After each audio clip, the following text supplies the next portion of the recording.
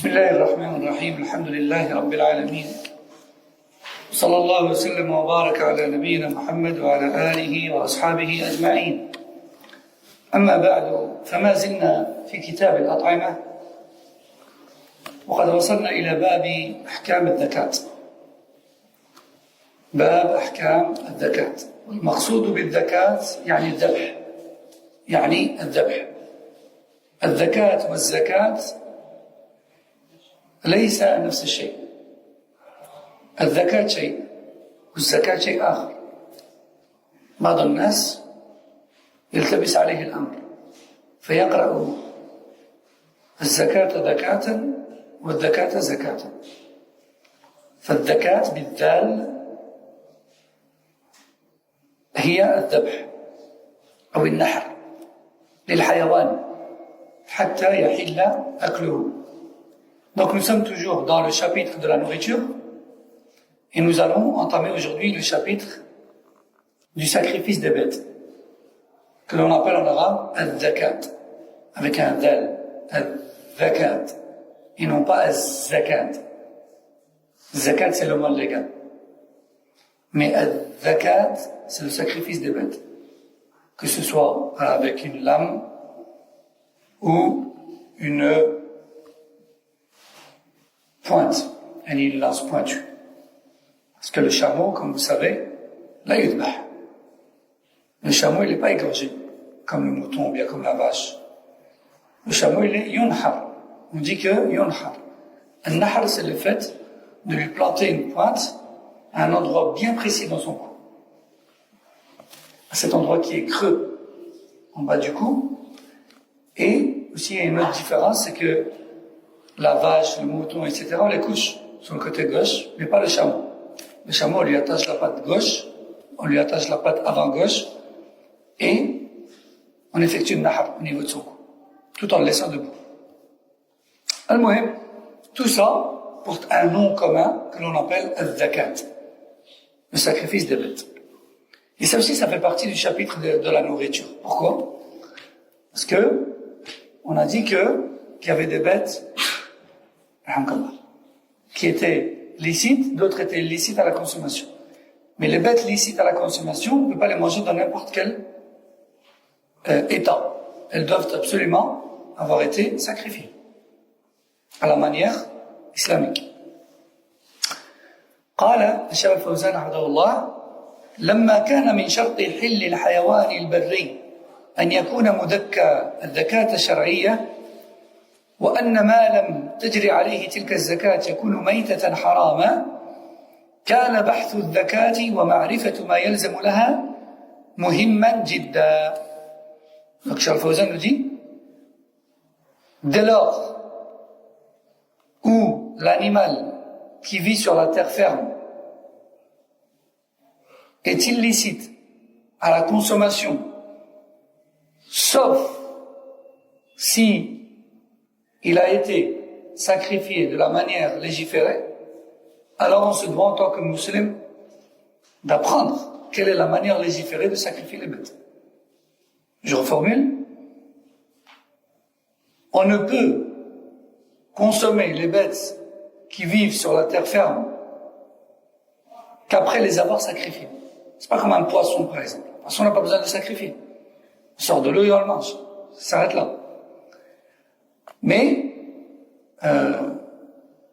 une gazelle, par exemple, et une biche, maintenant, ou le gibier, ou bien le mouton, ou autre parmi les animaux qui vivent sur la terre ferme, ne vivent pas dans la mer, ne vivent pas dans l'eau.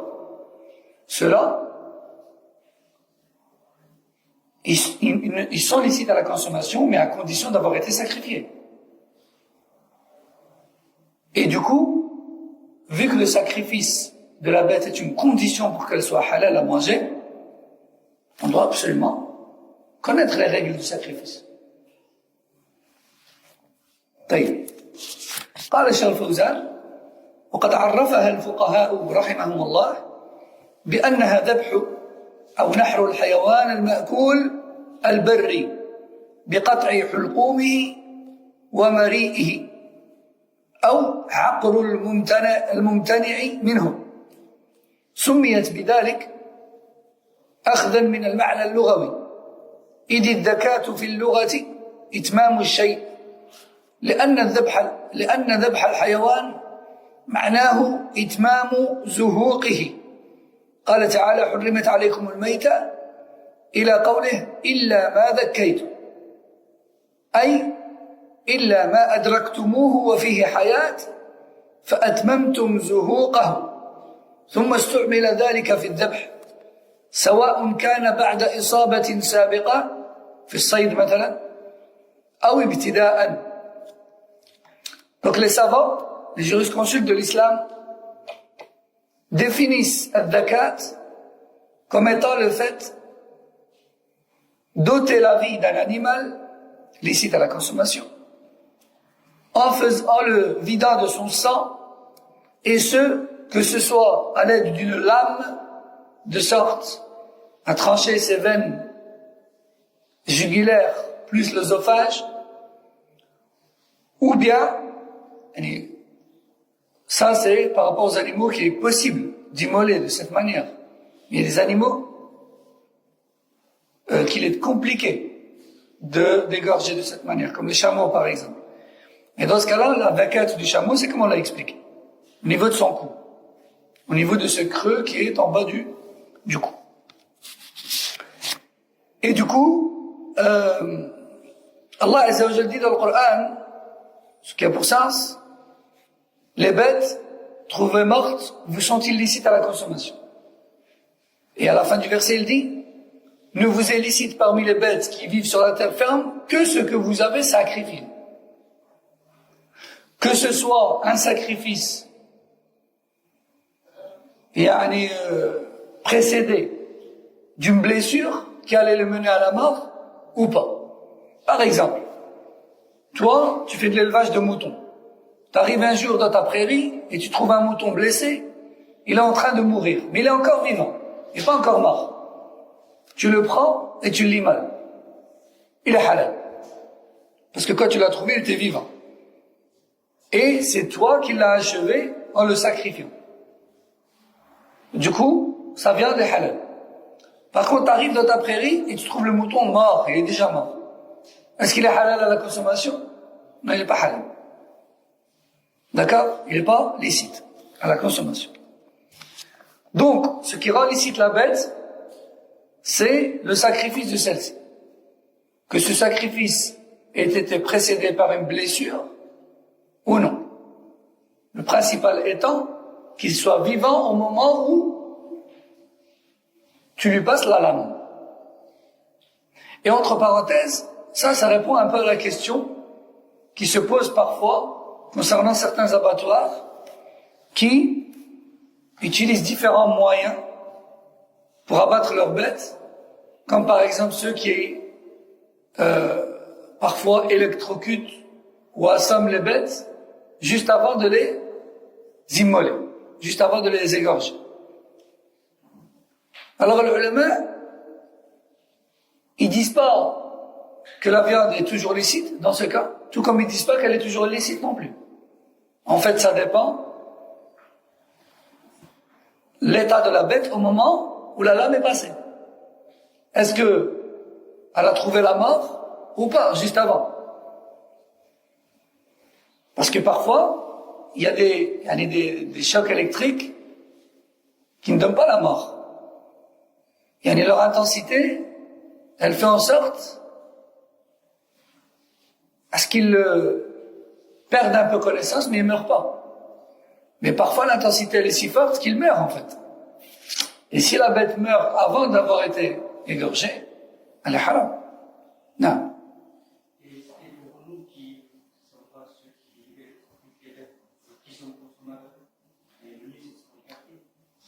On n'en est pas encore là. Pour l'instant, on parle juste du sacrifice. C'est tout. On ne parle pas de la consommation. Non.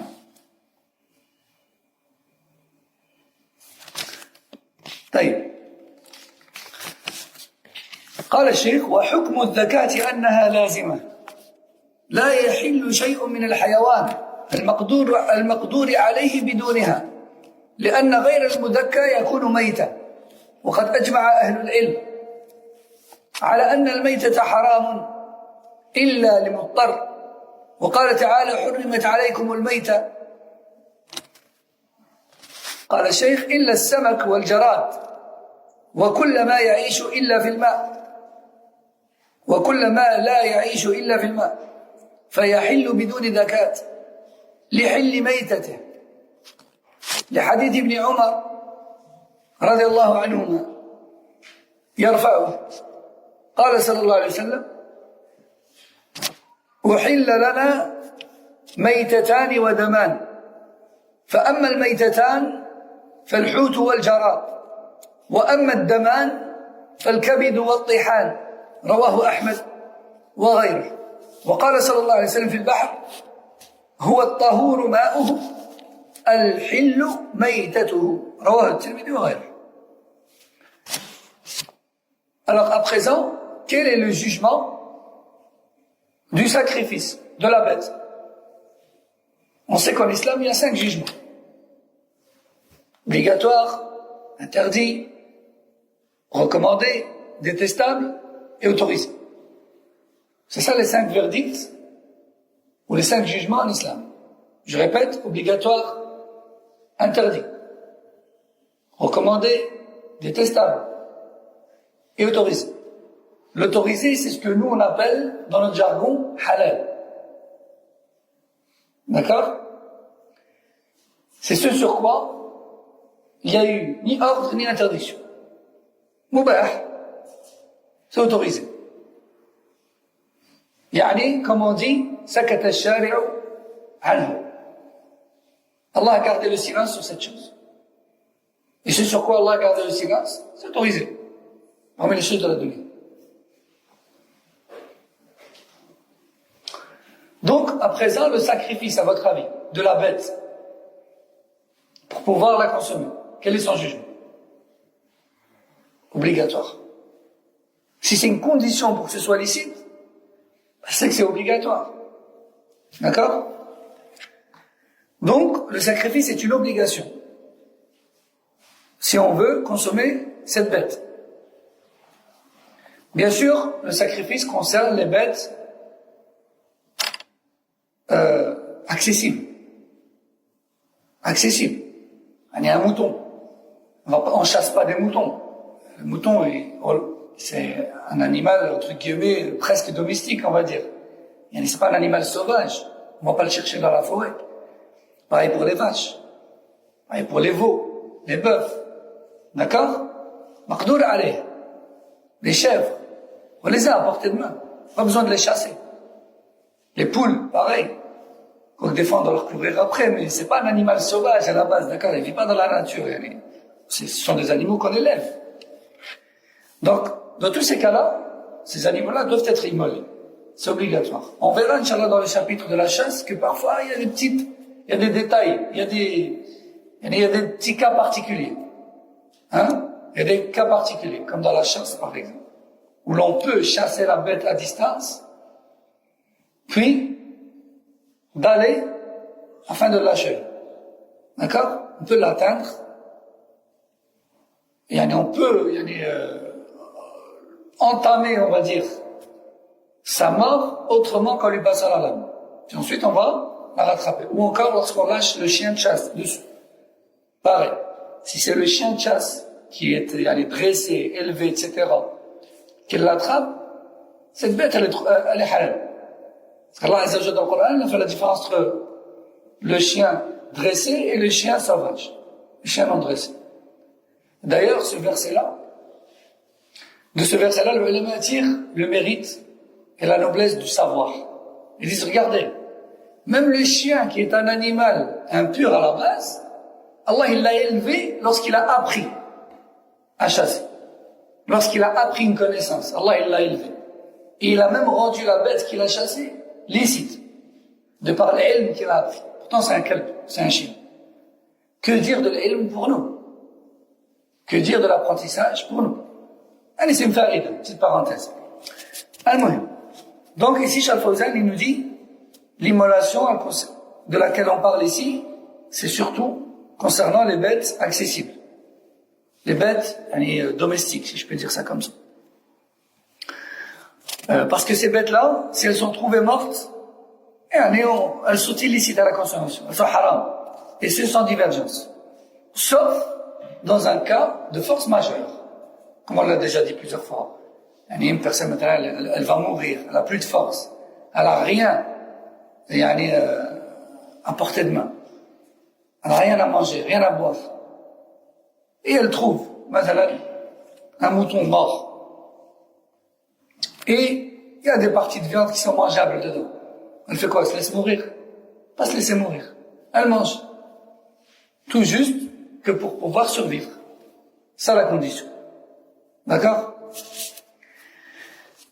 Donc les ulama sont unanimes sur le caractère illicite de la bête trouvée morte, sauf dans un cas de nécessité extrême. Allah Azza wa Jalla dit dans le Coran clairement, dans sourate la table servie, verset 3, qui a pour sens, la bête trouvée morte vous a été rendue illicite. Alors, par contre, il y a des bêtes trouvées mortes qui font exception à la règle. Comme par exemple, al-jarad, que l'on appelle en français les sauterelles. Alors oui, peut-être que ça peut nous dégoûter parce qu'on mange pas de sauterelles. Mais ça, c'est une question de culture. Il y a des zones dans le monde où les gens mangent des sauterelles. Et il paraît que c'est comme des crevettes. Allah A'lam. Là, dans le désert, par exemple, les gens mangent des sauterelles. Nous, ça nous répugne, parce qu'on n'a pas l'habitude. Mais ils en mangent. Donc les sauterelles trouvées mortes, et aussi, as-samak, ce qui vit 100% dans l'eau. Ce qui vit à 100% de son temps dans l'eau. Que ce soit les poissons, que ce soit les crevettes, que ce soit la baleine, des dauphins, tout ce qui vit dans l'eau, ce qui vit dans la mer. Mer, ou que ce soit eau douce ou eau salée, mais qui vit 100% dans l'eau. C'est pas il est capable de sortir sur la terre ferme puis de rentrer dans l'eau, maintenant. Non, là on parle des créatures qui vivent 100% dans l'eau. Celles-là, si elles sont trouvées mortes, elles sont halal à la consommation. Alors l'ulama, en fait ça c'est tiré d'un hadith dans lequel le prophète sallallahu alayhi wa sallam dit, concernant la mer, il dit son eau est pure et sa bête trouvée morte est licite. Mais tout de même les ulama ont divergé. Est-ce que c'est toute bête trouvée morte? Ou est-ce que c'est uniquement le poisson? Parce que un poisson, c'est un poisson et une crevette, c'est une crevette par exemple. On est d'accord qu'une crevette, c'est pas un poisson. Mais elle vit dans l'eau. 100% du temps. On est d'accord. Maintenant, si on prend un autre exemple, le homard, il vit 100% dans l'eau. On est d'accord, ça sort pas de l'eau un homard. Mais un homard, c'est pas un poisson. Certains éléments ont divergé. Est-ce que ça concerne uniquement les poissons ou bien tout ce qui vit dans l'eau? Parce que dans certaines variantes du hadith, on trouve poisson trouvé mort. Mais l'avis majoritaire et le plus prépondérant, Allahu A'lam, c'est que c'est tout ce qui vit à 100% dans l'eau. Et que certaines variantes disent poisson, parce qu'en général, quand on pense à la mer, on pense au poisson. Non. Donc, ici, Cheikh Fawzan nous dit, les bêtes trouvées mortes sont illicites, mis à part les sauterelles sur la terre ferme, ou encore ce qui vit dans l'eau, ce qui vit à 100% dans l'eau. Dans ce cas-là, ces bêtes-là, elles sont halal à la consommation, et il n'y a pas besoin de les sacrifier. On n'a pas besoin de sacrifier une sauterelle. On n'a pas besoin de sacrifier un poisson. D'ailleurs, il m'est déjà arrivé de voir des boîtes ou là, des paquets surgelés ou là, dans les magasins avec du poisson, il fait écrit halal. Mais déjà, un poisson, c'est jamais haram. Mais on voit dessus halal. Et parfois, vraiment, on se moque de nous. Sarahatan. Parfois, on voit même des produits végétaux. C'est même pas de la viande, c'est pas du poisson, c'est rien. Il fait écrit halal. Se moque de nous. Allah musta'an. Al-Muhim, il n'y a pas besoin de sacrifier ni ce qui vit dans l'eau, trouvé mort, ni les sauterelles. On n'a pas besoin de les sacrifier. On les mange tels quels. Car le prophète sallallahu alayhi wa sallam a dit, Allah nous a autorisé 2 bêtes trouvées mortes, ainsi que 2 types de sang. Vous savez que le sang, il est également haram à la consommation.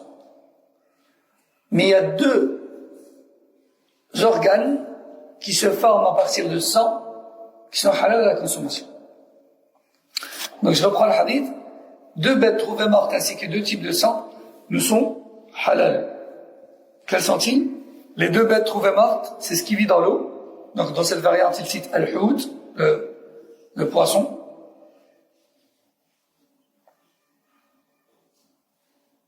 Le poisson. Et aussi la sauterelle. Walid, s'il te plaît, tu peux aller ouvrir ma porte et aller faire sortir le petit qui est à l'intérieur parce qu'il pleure. S'il te plaît, barakallah fik. Dis à son grand frère qu'il ouvre la porte. Barakallah fik. Donc je reprends le hadith.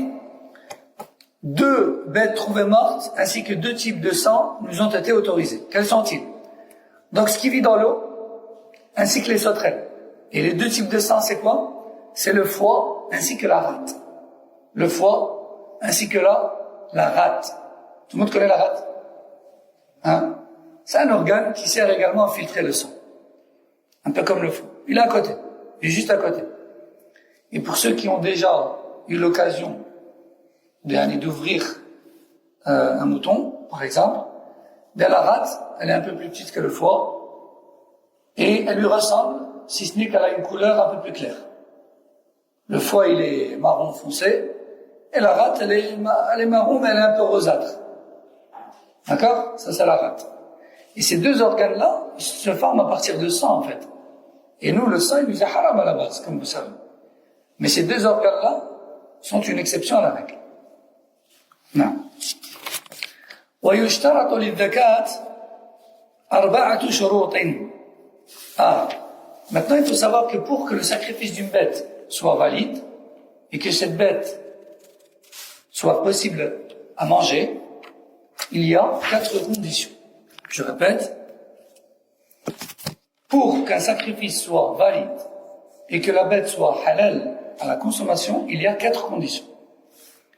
الشرط الأول أهلية المذكي بأن يكون عاقلا ذا دين سماوي من المسلمين أو أهل الكتاب فلا يباح ما ذكاه مجنون أو سكران أو طفل لم يميز لأنه لا يصح من هؤلاء قصد التذكية لعدم العقلية فيهم ولا يحل ما ذكاه كافر وثني أو مجوسي أو مرتد أو قبوري ممن ينادون الموتى ويلوذون بالأضرحة ويطلبون من أصحابها المدد لأن هذا شرك أكبر وأما الكافر الكتابي وهو اليهودي أو النصراني فتحل ذبيحته لقوله تعالى وطعام الذين أوتوا الكتاب حل لكم أي ذبائح أهل الكتاب من اليهود والنصارى حل لكم أيها المسلمون وهذا بإجماع المسلمين قال الإمام البخاري رحمه الله عن ابن عباس رضي الله عنهما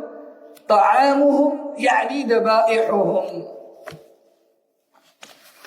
Donc la première condition, c'est que le sacrificateur soit habilité. C'est que le sacrificateur soit habilité. Et qui sont les sacrificateurs habilités? Eh bien, déjà à la base, que ce soit un musulman, un musulman dans le vrai sens du terme. Pas juste il s'appelle Rachid et c'est bon. Non, un musulman qui prie, qui atteste que la ilaha illallah, Muhammad Rasulullah, il fait ce salawat, il jeûne, etc. C'est un musulman. Peu importe son prénom, peu importe son origine, on s'en fiche de ça. Un musulman. هذا هو الأصل.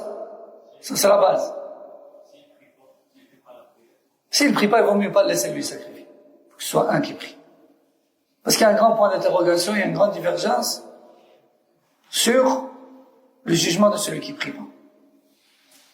Et dans le doute, et par crainte que cette viande soit haram, il ne faut pas le laisser sacrifier.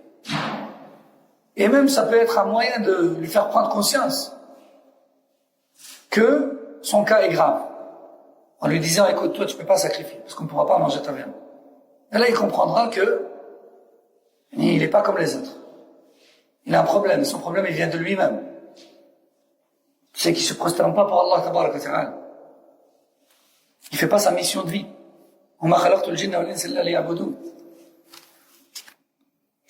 Donc, l'habilité, le fait que le sacrificateur soit habilité à sacrifier. C'est quoi être habilité?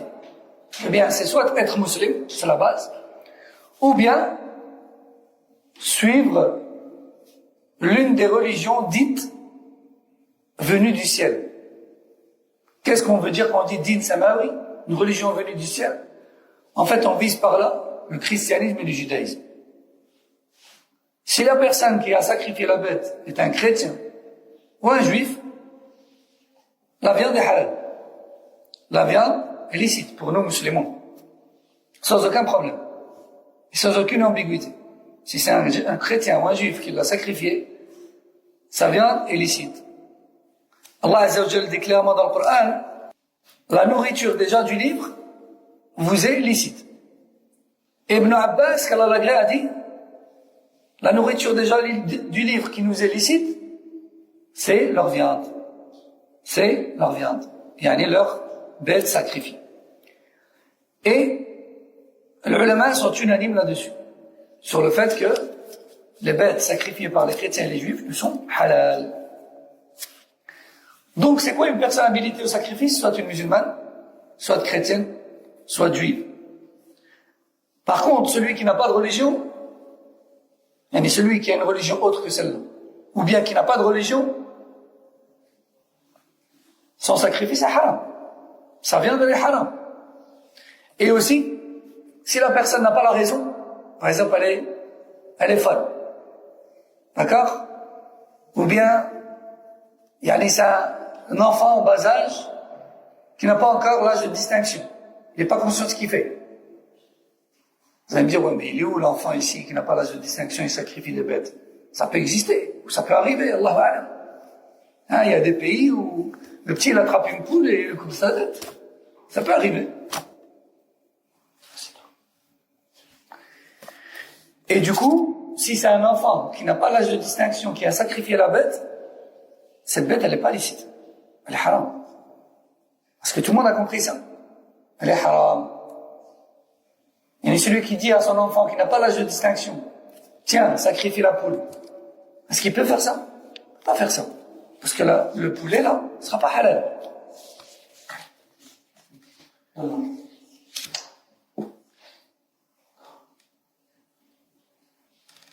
Ce poulet, il sera haram.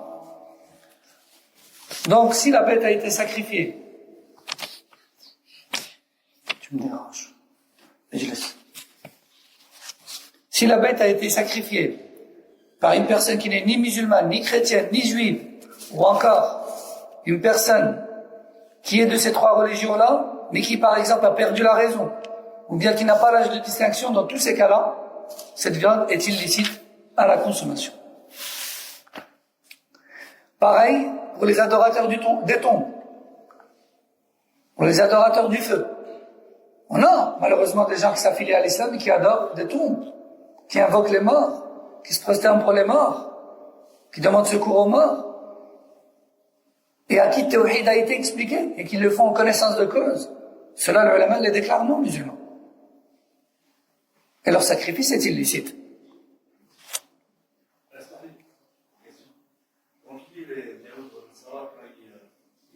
Non. Oui, des vrais Yahoud en ça. Tu parles par exemple de personnes qui s'appellent Christian, ils portent un pendentif en croix, mais ils ne connaissent rien de sa religion. Ah, il faut que ce soit un vrai chrétien. Il faut que ce soit un vrai chrétien. Un vrai juif. Non. Et c'est ce que dit Cheikh Fawzan, dans son charh sur Bulugh al-Maram. Il dit ça. Rahimahullah. Hafidahullah.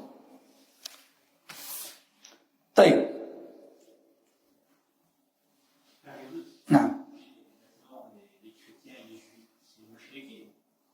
Ils ont toujours été mouchriquins. Allah, il a fait une exception par rapport à eux. Non. Parce qu'ils ont quelque chose qui les distingue des autres mouchriquins. Malgré que leur religion, aujourd'hui, est entachée de shirk et de kufr, il n'y a pas de doute là-dessus, mais ils ont quand même des choses dans leur dîn qui restent meilleures que les autres kuffar. Non, ils restent meilleurs. Ils ont une petite base qui fait qu'ils sont meilleurs que le reste des kuffar. Non, Wallah. Il nous reste quelques minutes, on termine avec ça. قال الشيخ ومفهوم الآية الكريمة أن الكافر غير الكتابي لا تحل ذبيحته وهذا بالإجماع. Cheikh Al-Fawzan nous dit, le verset veut clairement dire que seul le chrétien ou le juif parmi les non-musulmans peut sacrifier une bête que l'on va consommer. Formulé autrement, on ne peut manger une bête sacrifiée par un non-musulman que s'il est chrétien ou juif. والحكمة في إباحة ذبيحة الكافر الكتابي دون غيره من الكفار أن أهل الكتاب يعتقدون تحريم الذبح لغير الله وتحريم الميتات لما جاءت به أنبياؤهم بخلاف بقية الكفار فإنهم يذبحون للأصنام ويستحلون الميتات. Cheikh Al-Fawzan nous dit, pourquoi? Comment se fait-il qu'Allah nous a autorisé de manger la viande sacrifiée par les chrétiens et les juifs? Il dit parce que les chrétiens et les juifs, contrairement au reste des kuffars, les vrais chrétiens et les vrais juifs considèrent haram de sacrifier pour autre qu'Allah. Les vrais chrétiens et juifs, ils considèrent haram de sacrifier pour autre qu'Allah. Pourquoi? Parce qu'ils ont des restes, des messages des prophètes précédents qui leur disent qu'on ne peut pas sacrifier pour autre que, entre guillemets, que Dieu, comme ils disent. Et aussi, eux aussi, ils ont pour interdiction de manger les bêtes trouvées mortes, ou les bêtes qui ne sont pas immolées. Ça, il faut le savoir. C'est vrai qu'aujourd'hui, beaucoup de gens, beaucoup de non-musulmans autour de nous ne connaissent plus rien de la religion de leurs ancêtres. Mais moi, par exemple, en Belgique à l'époque, j'ai connu par exemple des Italiens, des Portugais, qui étaient chrétiens, et qui immolaient eux-mêmes leur propre agneau, hein, et qui l'immolaient, bon, entre guillemets, au nom de Dieu, hein, et qui disaient clairement qu'ils ne pouvaient pas manger de bêtes trouvées mortes, et qu'ils n'avaient pas confiance en la viande qui se vendait dans la boucherie. Pourtant, c'est pas des musulmans. Comme pour dire que quoi? Pour dire que eux aussi ont des principes, en fait. Certes, qui ont été perdus chez beaucoup, mais ils ont des principes. Ça, il faut le savoir. Ça, Cheikh Al-Fawzan ici, il dit, parce qu'à la base, les chrétiens et les juifs ne sacrifient pas pour autre qu'Allah, et leur est interdite la viande des bêtes trouvées mortes. Et cela leur vient de l'héritage de leurs prophètes.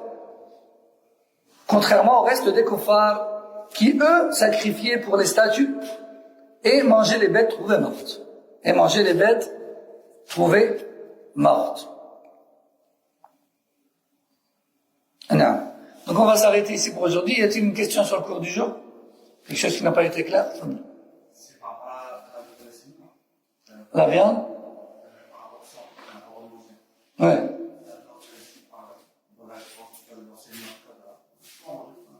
Non, on peut en manger.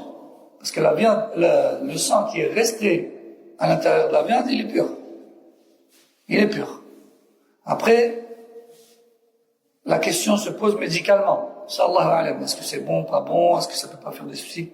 Mais religieusement, la viande saignante, elle est halal. Parce que seul le sang qui sort de la bête au moment du sacrifice est impur. Mais le sang qui reste dans les veines et dans la viande, il est pur et halal. Il n'y a pas de mal. Hein?